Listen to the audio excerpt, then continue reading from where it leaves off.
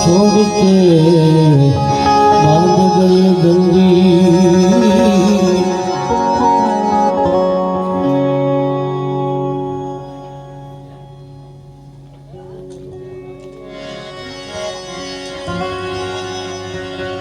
ઘણા વર્ષો બાદ દાઉદપુર ગામમાં એ ભજનમાં આવવાનું થયું છે. કારણ કે મારા રામદાસ બાપુને એવો ભાવ જબરજસ્ત આપણને ભાળીને સાહેબ ગાંડા ગાંડા થઈ જાય. આ મારો અનુભવ કહું છું. લાગે આપણે સામાન્યમાં આપણે જીવન સત જીવન હતું એમને ખરેખર આપણે કાંઈ સામાન્ય માણસ એવું નથી. સંત જીવન જાણે જરૂર છે. આવો નર્તન દે તુજે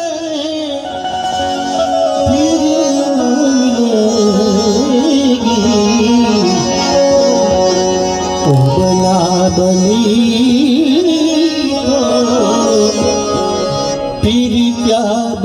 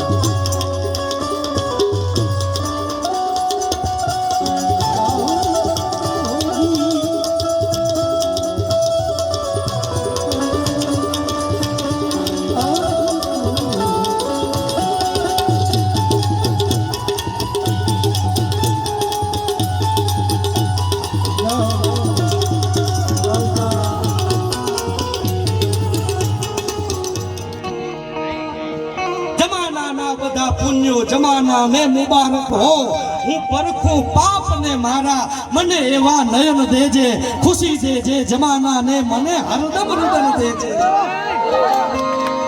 આ બધી શબ્દોની મજા છે બાપા. તમે ફરમાઈશ દીધી ને એટલે બે ચાર વાતોની આવી ગયું છે.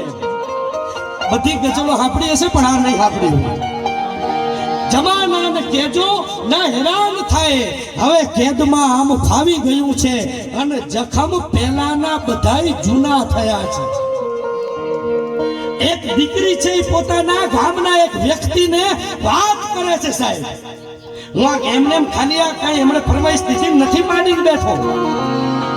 એક દીકરીને પરગામ પરણાવી છે સાહેબ. બાપે હથવાડો કરીને પરણાવી દીધી અને હરિયા બધા પ્રકારના મળે સાહેબ. ક્યાંક કવડા હોય, ક્યાંક હવડા હોય, ક્યાંક અવડા હોય અને કવડું હાહરિયું મળ્યું. દીકરીને પૂછે કઈ દાઈજો આપ્યો? કઈ નથી આપ્યો બાપા, એક મને જ દીધી છે. દાયજા વગરની તને શું કરવાની? હે એમ કરીને બે ચાર થપાટ છે નણદે મારી, બે ચાર થપાટ છે એના પરડે મારી અને એનો હાહરો જ્યારે હામો આવ્યો ને પછી દીકરીથી નો ચલાડો.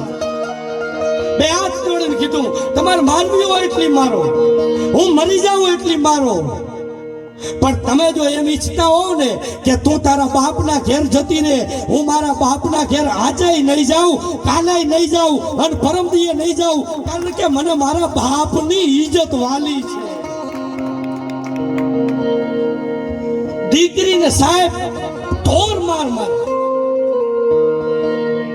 લોહીના ડામ દે, ગરમ ગરમ હરિયા કરીને ઈ અડાડે, પણ દીકરી એના બાપના ઘર જાય નહીં. અને ઈ ઘડીએ એક 3x3 ની રૂમ બનાવી, જેવડી તમારા ઘર શેટી છે એવડી, આમ 4 ફૂટ હાઈટની રૂમ બનાવી, એક નાની બારી અને એક નાની બારી અજવાળું આવે એટલી, આ મરી ન જાય એટલા સારું થઈ. એઠું જૂઠું માં અનાજ નાખે. જોજો સાહેબ આ ગઝલ ત્યાંથી ફેરવીને લાવું.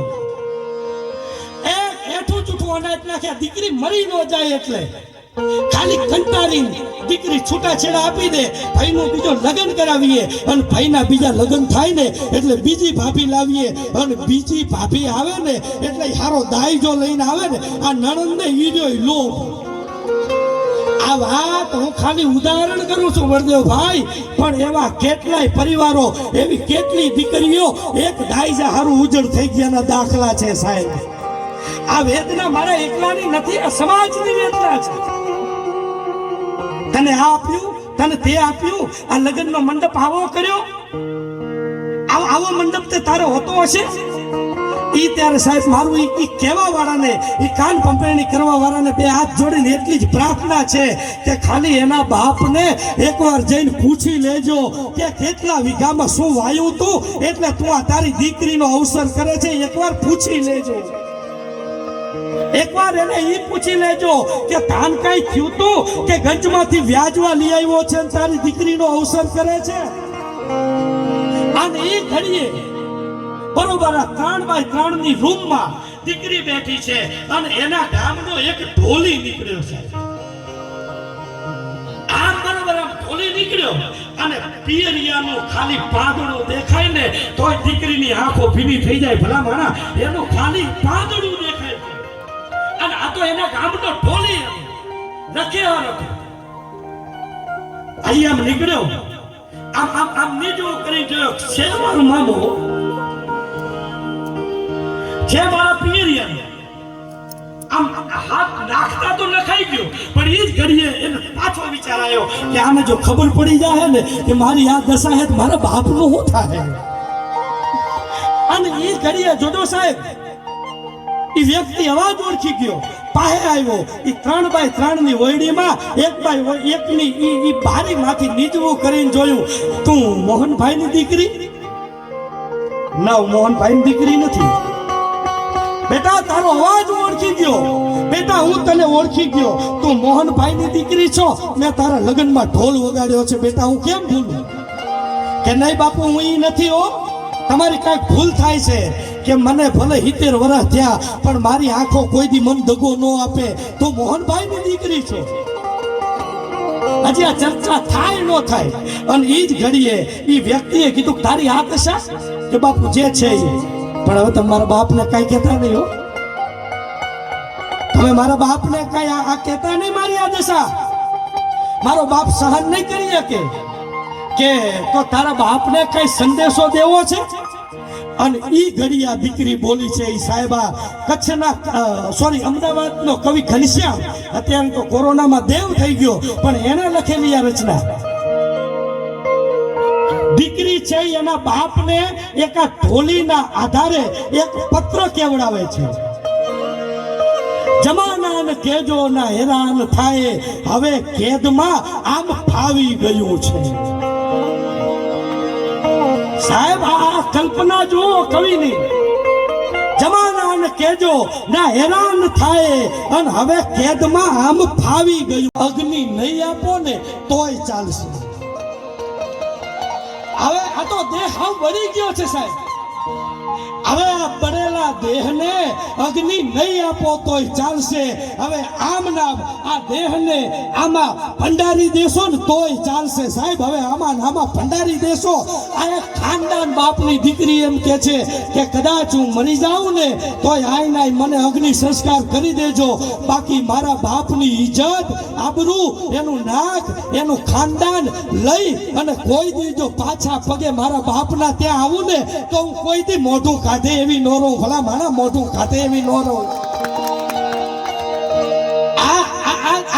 આ બધાય નો કરીએ કે સાહેબ ઘૂંટડે જ્યારે સંસ્કાર દીધા હોય દીકરી મોટી થતી હોય માથેથી ઓઢણું હેઠું ન પડ્યું હોય ને ઈ આ બોલી કે નહીં કરી કે બાકી બધાયના કામ નથી સાહેબ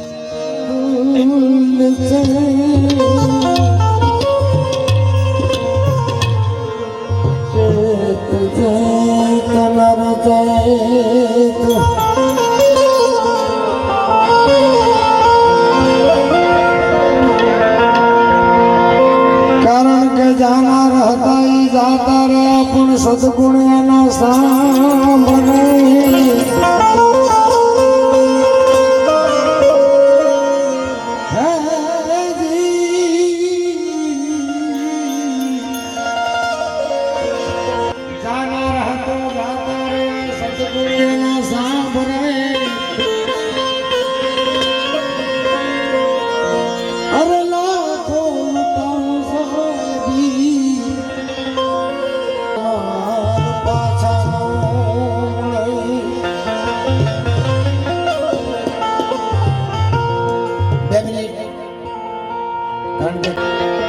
હરે રામા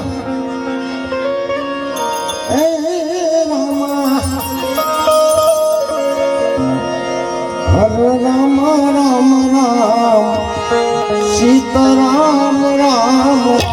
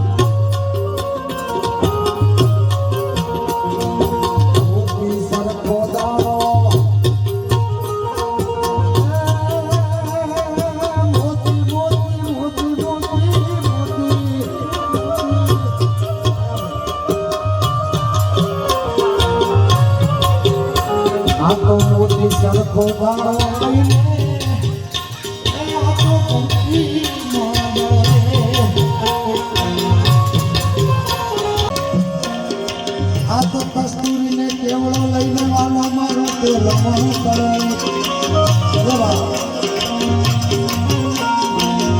પછી જવાવે બાવળિયાનો આવી જવાવે બાવળિયાનો કાનુડા હવે જાજો ચાગલો નથા કાન ચાગલો નથા